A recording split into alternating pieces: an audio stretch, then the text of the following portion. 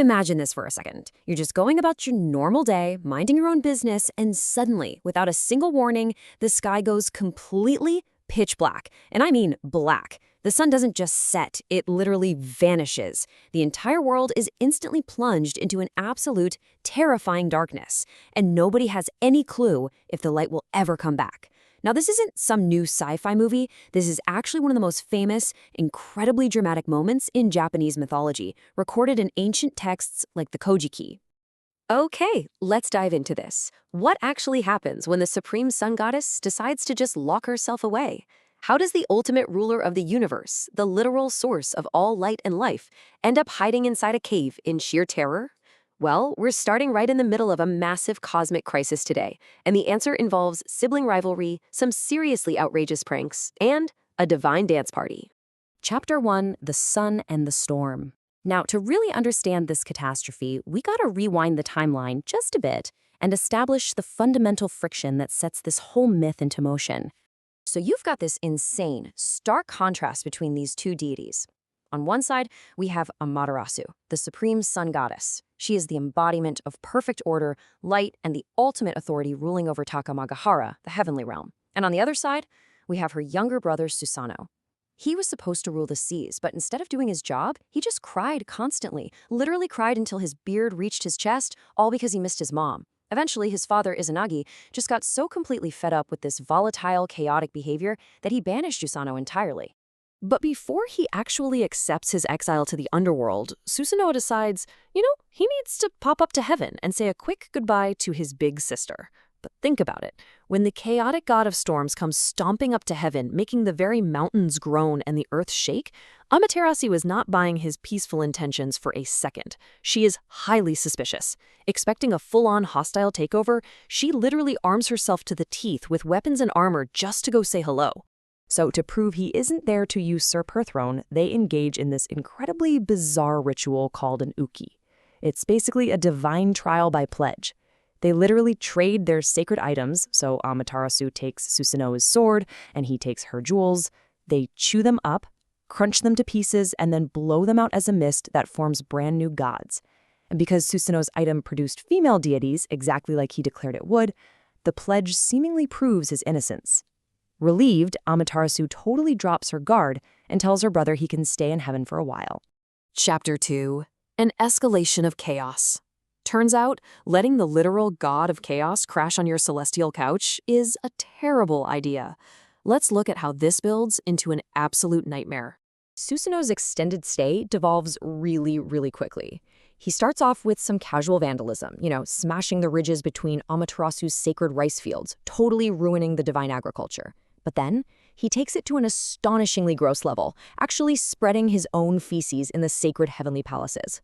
The contrast between pristine, pure heaven and his absurd, gross pranks is just staggering. It's basically cosmic terrorism at this point. And yet, despite these literal acts of defilement, Amaterasu acts like the ultimate patient older sister. She actually makes excuses for him. She rationalizes his wild behavior to her complaining heavenly staff, saying things like, well, maybe he destroyed the fields to show us where not to plant. Maybe the feces is just him being, overly enthusiastic. I mean, she is trying her absolute best to be forgiving here. Chapter 3. The Weaving Hall Tragedy. Unfortunately, that patience only enables him. And that leads us directly to the horrific climax of his rampage, the exact moment that permanently broke the sun goddess. Picture this. Amaterasu is overseeing the sacred weaving hall. Divine maidens are peacefully weaving beautiful garments for the gods. Then, out of nowhere, Susanoo rips a massive hole right through the roof of the hall.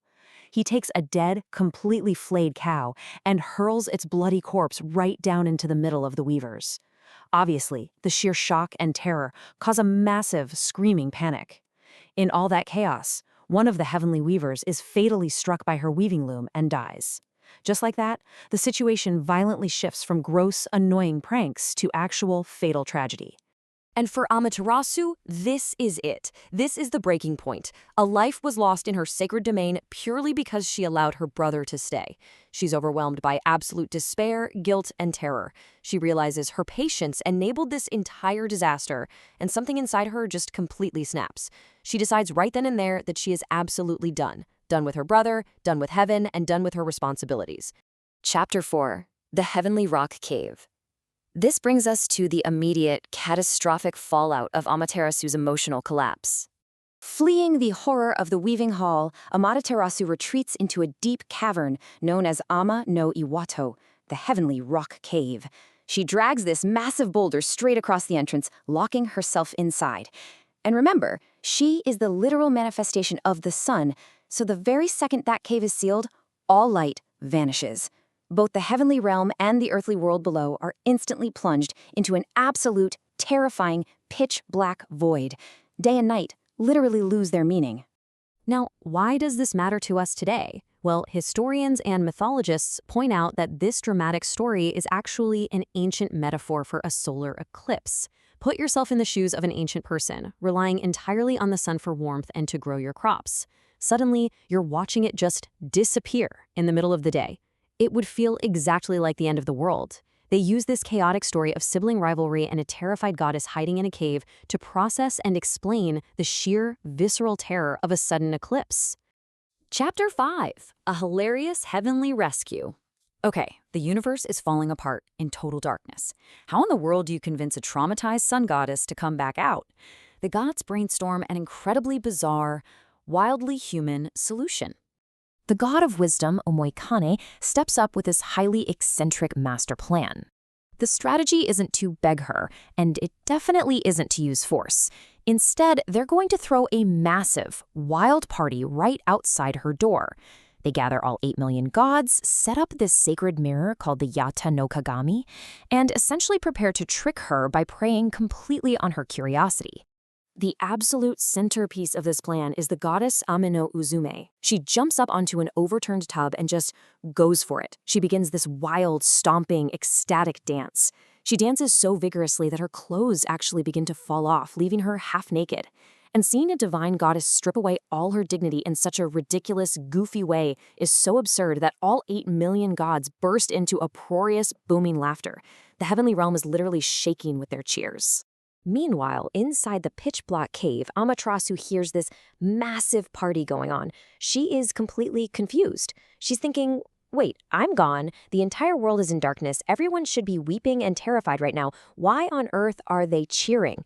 It is the ultimate mythological use of FOMO, the fear of missing out. Her curiosity simply becomes way too much to bear, and she pushes the giant rock just a tiny, tiny bit to peek outside. And this brilliantly illustrates the final trap. When she peeks out and asks why they're celebrating, Amano Ozume cheerfully lies and says, "Oh, we're rejoicing because we found a deity even more brilliant and superior to you." As Amaterasu leans out a little further to see this supposed rival, the gods immediately thrust the Yata no Kagami mirror right in front of her face. Amaterasu, who has never actually seen her own radiant reflection before, is totally dazzled. And while she's distracted by her own brilliance, a tremendously strong god grabs her hand and yanks her the rest of the way out of the cave. Boom! The second she is pulled out, another god hastily ties a shimenawa, which is a sacred woven straw rope, straight across the entrance of the cave. He declares, "You may not go back in." With Amaterasu back out in the open, her glorious light instantly floods the heavenly realm and the earthly world once again. The ultimate crisis is averted. And as for Susanoo, the gods are finally done with him. He's stripped of his possessions and permanently banished down to the earthly realm for good. So this explainer really takes us on an incredible journey, right? From order to absolute chaos to total darkness and finally back to light. It poses a fascinating question. What does this wild myth teach us about the fragile balance between order and chaos? Because even Amaterasu, the supreme ruler of the universe, had a breaking point where chaos just completely overwhelmed her. Yet it wasn't brute force that saved the world. It was joy, it was laughter, and it was community. It's exactly why we still analyze these ancient stories in our explainer today. They're just so incredibly human. Think about it, though. What do you think would have happened if they hadn't brought that mirror? Think about that until our next explainer.